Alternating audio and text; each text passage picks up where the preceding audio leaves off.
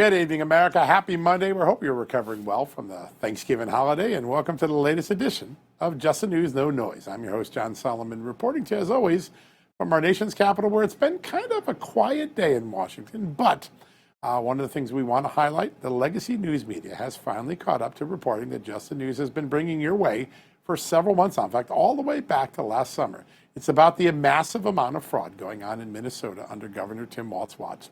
The New York Times finally got around to covering it with an article this weekend all about how fraud swamped Minnesota's social services system and that Tim Walz was owning the fallout. The newspaper reported that prosecutors say it was done by, quote, members of the Somali diaspora, and that even wrote this in their first line. The fraud scandal that rattled Minnesota was staggering in its scale and brazenness. But they all got all this right, finally. But you know what?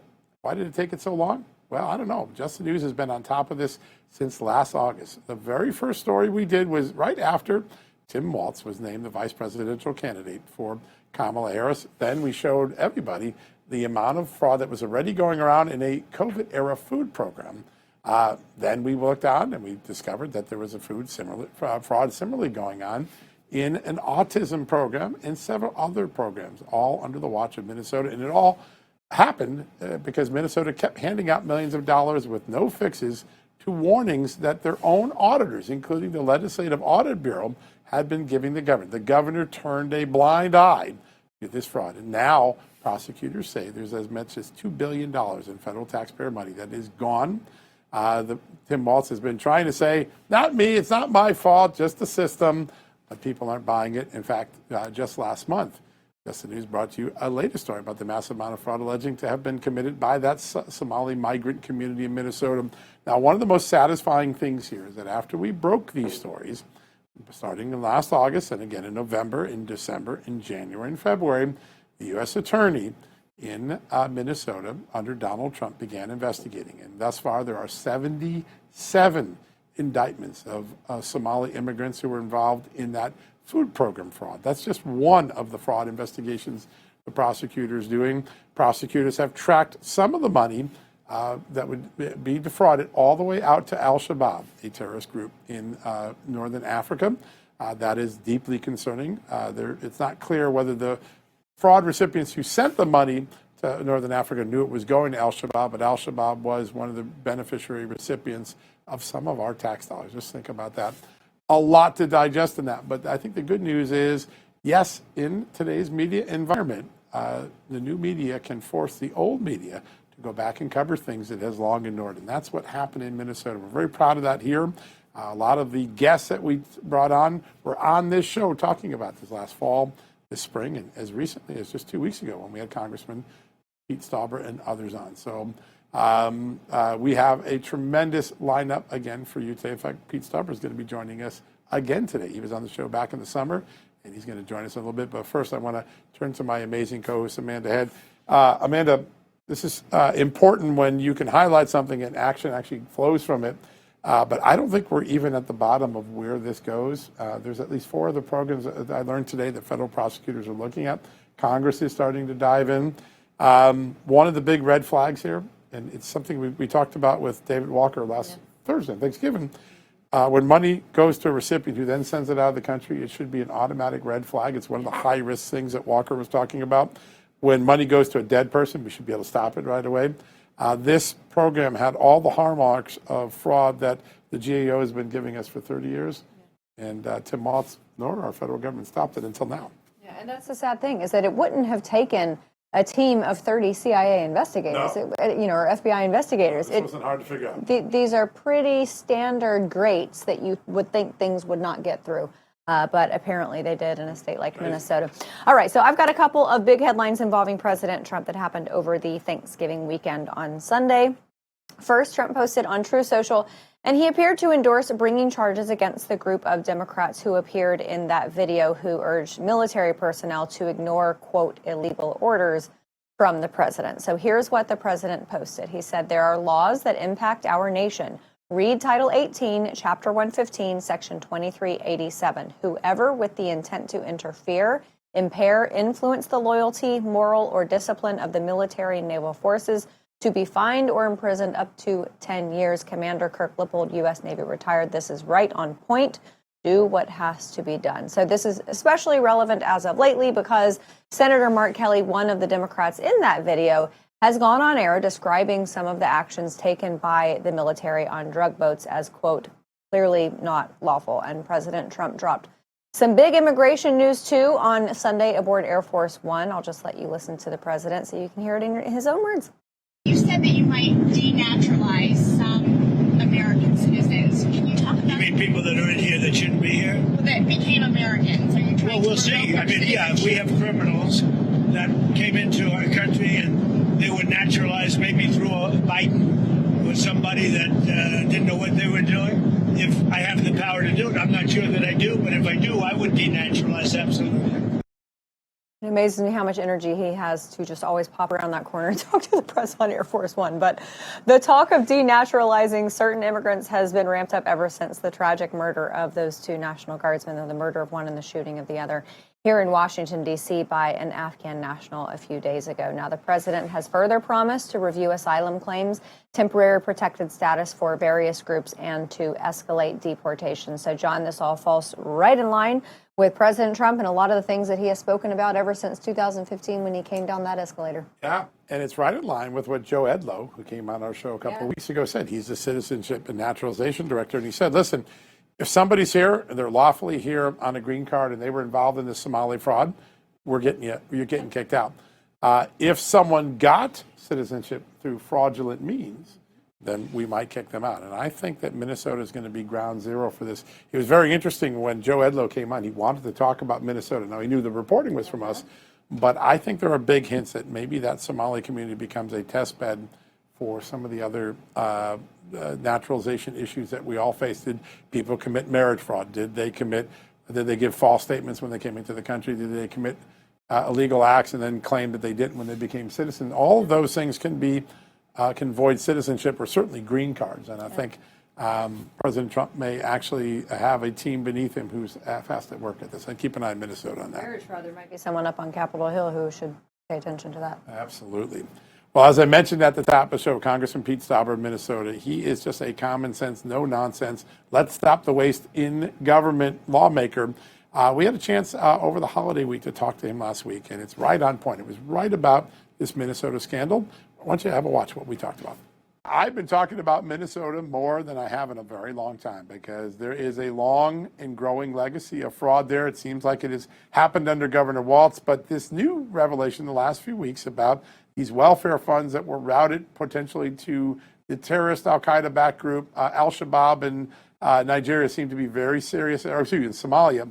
Tell us what you know about it and how do we get to the bottom of it to make sure taxpayer monies aren't going to terrorists? John, that report was very, very disturbing. And I'll just give your listeners a real quick background.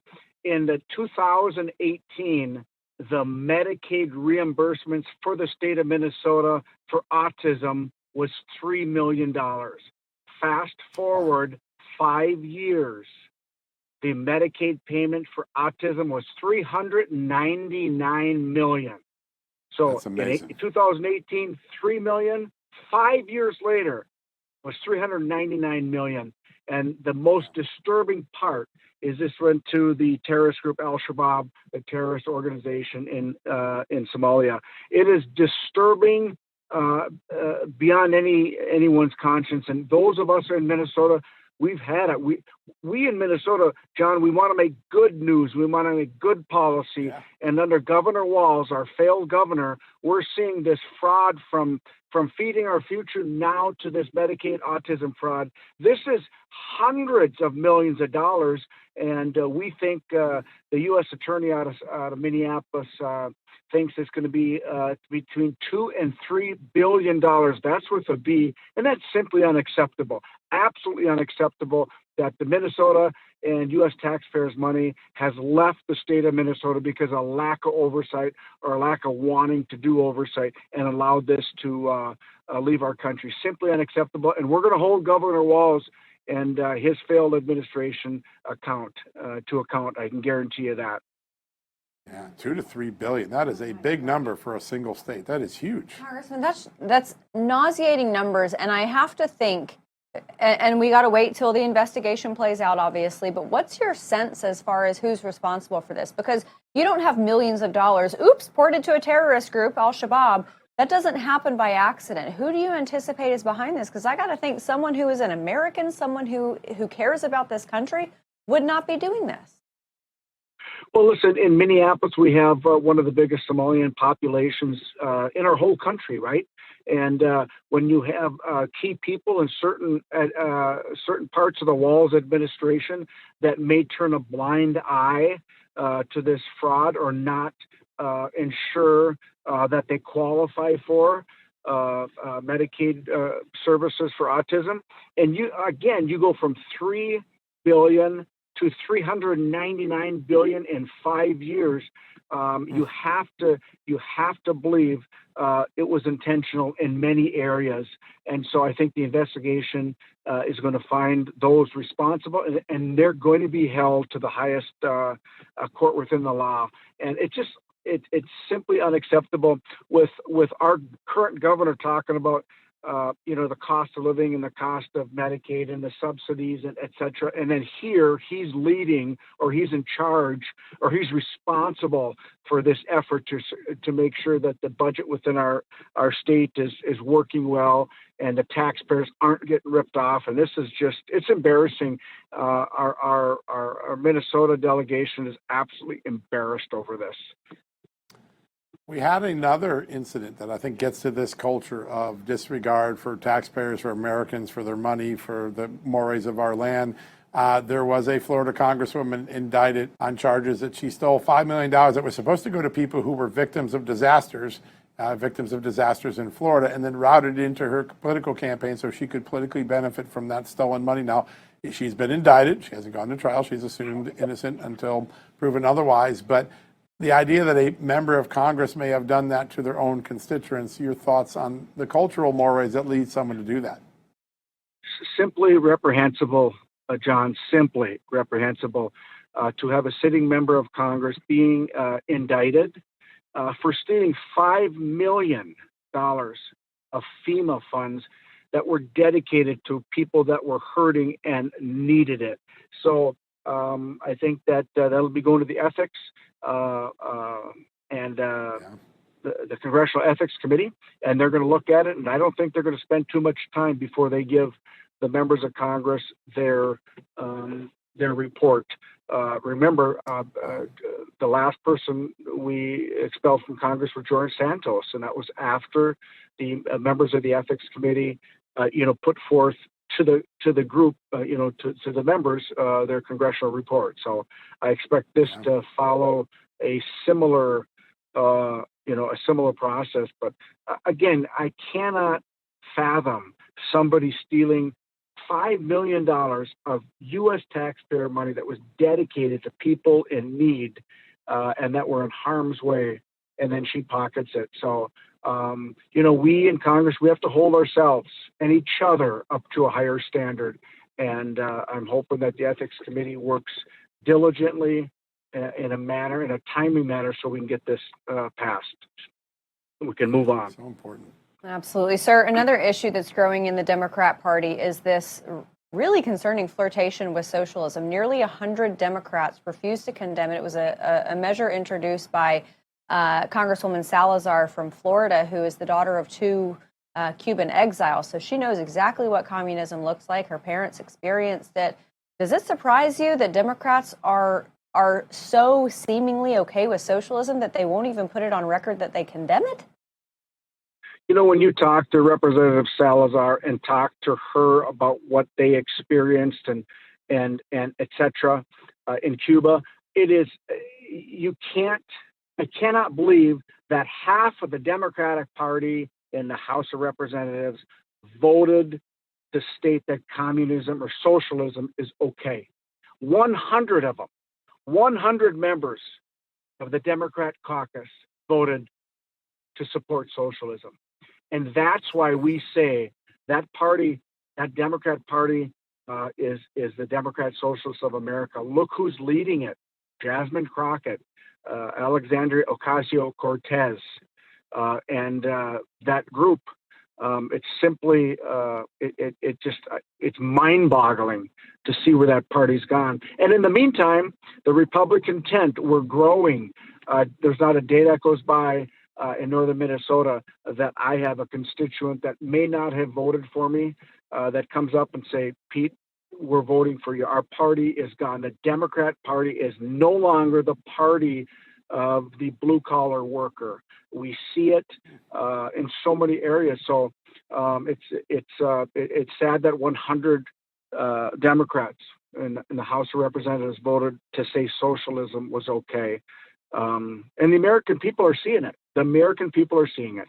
And so, we have a vote in the House every 2 years, and they're going to be held account to that, because America is never and will never, as President Trump says, will never be a socialist country ever.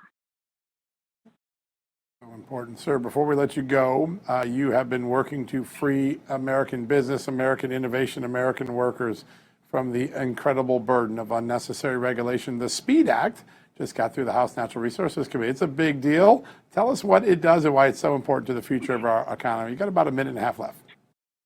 Okay, so John, a great question. It is the SPEED Act really works with the NEPA policy, which is a process, a statute involving the process of building things and industry, et cetera, exploring for critical minerals and oil and gas and building roads and bridges. So permitting reform affects everything. And the SPEED Act really deals with the NEPA process. It puts timelines, limits the time of judicial review.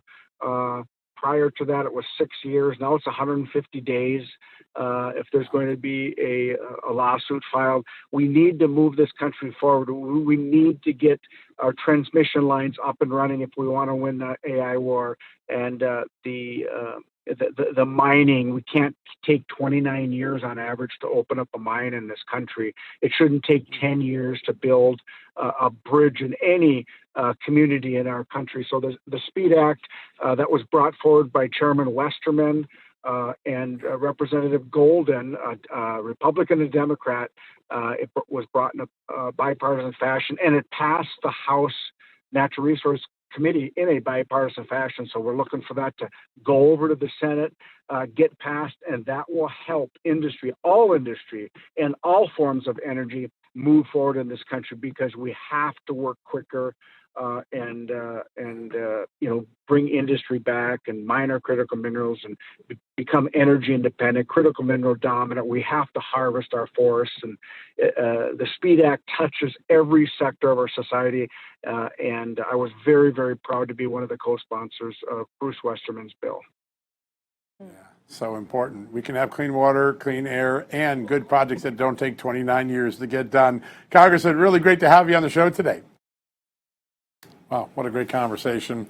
On the note of illegal immigrants, just a little while ago, the Trump administration announced that it is pressuring Attorney General of New York, Letitia James, the other one who was indicted and then let off the indictment, to return 7,000 illegal immigrants that are being protected in the sanctuary state of New York. Keeping a close eye on that at justthenews.com. Check it out. All right, quick commercial break. When we come back, Amanda had a chance to talk to the Republican candidate in tomorrow's special election in Tennessee. It's closely watched. Will the Republicans hold that seat? That former Congressman Mark Green left behind? We'll find out. I got this message.